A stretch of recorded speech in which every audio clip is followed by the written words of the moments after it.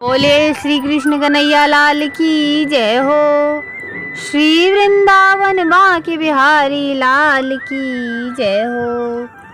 सभी भक्तों को राधे राधे। मैं वंदना आज पढ़ूंगी भगवत गीता के 10वें अध्याय का 15वां श्लोक। चलिए शुरू करते हैं। अभी तक चैनल को सब्सक्राइब नहीं किया है, चैनल को सब्सक्राइब कर बेल आइकन पर प्रेस करें ताकि आने वाली वीडियो की नोटिफिकेशन आप सभी को सबसे पहले मिले। कल हमने पढ़ा था 14वां श्लोक, जिसमें लिखा हुआ है, हे कृष्ण, अर्जुन ने कहा, हे कृष्ण, आपने मुझसे जो कहा है उसे मैं पूर्णतः सत्य मानता हूँ। हे प्रभु, ना तो देवतागण ना असुरगण ही आपके स्वरूप को समझ सकते हैं। अब हम पढ़ेंगे 15वां श्लोक। स्वयमेवात्मनात्मनां वैत्यत्वं पुरुषोत्तम भूतभावन भूतेश देवदेव जगतपते।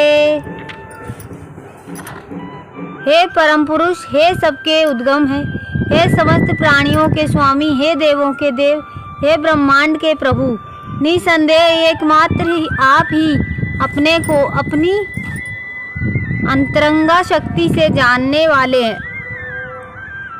तात्पर्य, परमेश्वर कृष्ण को वे ही जान सकते हैं जो अर्जुन तथा उसके अनुयायियों की भांति भक्ति करने में के माध्यम से भगवान के संपर्क में रहते हैं।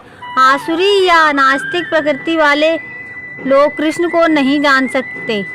ऐसा मनोधर्म जो भगवान से दूर ले जाए परम पातक है, और जो कृष्ण को नहीं जानता उसे भगवत गीता की टीका करने का प्रयत्न नहीं करना चाहिए। भगवत गीता कृष्ण की वाणी है और चूंकि यह कृष्ण का तत्व विज्ञान है, अतः इसे कृष्ण से ही समझना चाहिए, जैसा कि अर्जुन ने किया। इसे नास्तिकों से ग्रहण नहीं करना चाहिए। श्रीमद् भागवत में कहा गया है कि परम सत्य का अनुभव 3 प्रकार से किया जाता है: निराकार ब्रह्म, अंतर्यामी परमात्मा तथा भगवान। अतः परम सत्य के ज्ञान की अंतिम अवस्था भगवान हो सकता है कि सामान्य व्यक्ति अथवा ऐसा मुक्त पुरुष भी जिसने निराकार ब्रह्म अथवा अंतर्यामी परमात्मा का साक्षात्कार किया है, भगवान को ना समझ पाए।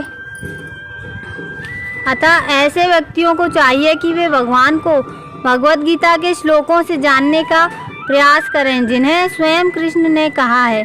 कभी कभी निर्देशवादी कृष्ण को भगवान के रूप में या उनकी प्रामाणिकता को स्वीकार करते हैं, किंतु अनेक मुक्त पुरुष कृष्ण को पुरुषोत्तम रूप में नहीं समझ पाते, इसलिए अर्जुन उन्हें पुरुषोत्तम कहकर संबोधित करता है। इतने पर भी कुछ लोग ये नहीं समझ पाते कि कृष्ण समस्त जीवों के जनक हैं, इसलिए अर्जुन उन्हें भूत भावन कहकर संबोधित करता है। यदि कोई उन्हें भूत भावन के रूप में समझ लेता है तो भी वह उन्हें परम नियंता के रूप में नहीं जान पाता, इसलिए उन्हें यहाँ पर भूतेश या परम नियंता कहा गया है। यदि कोई भूतेश रूप में भी उन्हें समझ लेता तो भी उन्हें समस्त देवताओं के उद्गम रूप में नहीं समझ पाता, इसलिए उन्हें देवदेव, सभी देवताओं का पूजनीय देव कहा गया है। यदि देवदेव रूप में भी उन्हें समझ लिया जाए तो वे प्रत्येक वस्तु के परम स्वामी के रूप में समझ नहीं पाते, इसलिए यहाँ पर उन्हें जगतपति कहा गया है। इस प्रकार अर्जुन की अनुभूति के आधार पर कृष्ण विषयक सत्य की स्थापना इस श्लोक में हुई है। हमें चाहिए कि कृष्ण को यथारूप में समझने के लिए हम अर्जुन के पद चिन्हों का अनुसरण करें।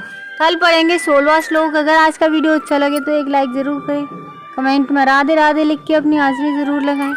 कल फिर मिलेंगे इसी चैनल पर। जब तक के लिए सभी को राधे राधे। जय राम जी की।